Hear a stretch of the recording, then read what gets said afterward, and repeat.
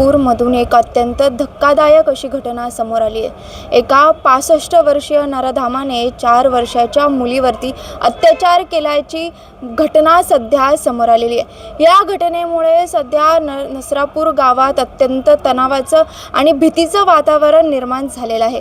एकीकडे काल महाराष्ट्र दिन साजरा होत असतानाच आज अशी अत्यंत महाराष्ट्रातच हृदय पिळवटून टाकणारी घटना समोर आल्याने सगळीकडूनच सर्वच स्तरावरूनच या घटनेचा सध्या तीव्र निषेध जो आहे तो केला जातोय। मिळालेल्या माहितीनुसार भीमराव कांबळे असे या 65 वर्षाच्या नराधामाचं नाव आहे। त्याने आमिष दाखवून या मुलीला शेजारच्याच गोठ्यात नेलं, तिच्यावरती अत्याचार केला आणि एवढंच नाही तर पुरावे नष्ट करण्यासाठी या मुलीची या चिमुकलीची दगडाने ठेचून हत्या केली आणि तिचा मृतदेह जो आहे तो शेणाखाली गाडण्याचा देखील त्याने प्रयत्न केला।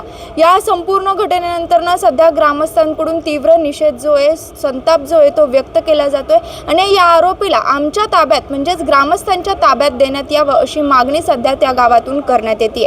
या घटनेनंतर सध्या राजकीय क्षेत्रातून देखील तीव्र संतापाच्या प्रतिक्रिया ज्या आहेत ते येऊ लागलेल्या आहेत। खासदार सुप्रिया सुळे, ठाकरे गटाच्या नेत्या सुषमा अंधारे आणि तृप्ती देसाई यांनी देखील या घटनेचा निषेध करत या आरोपीवर कठोरात कठोर शिक्षा व्हावी अशी मागणी सध्या करण्यात येते।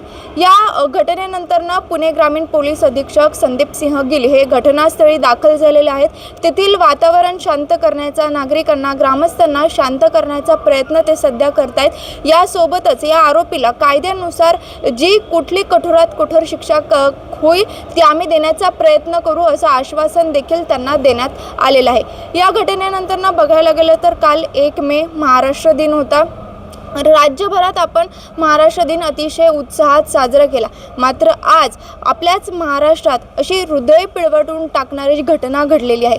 एकीकडे मिसिंग लिंकचं उद्घाटन होत असताना महाराष्ट्रातीलच मुलींची सुरक्षितता मिसिंग आहे का असा सवाल सध्या संतप्त नागरिकांकडून विचारण्यात येतोय। शिवानी लकडे, टाइम्स ऑफ महाराष्ट्र, पुणे।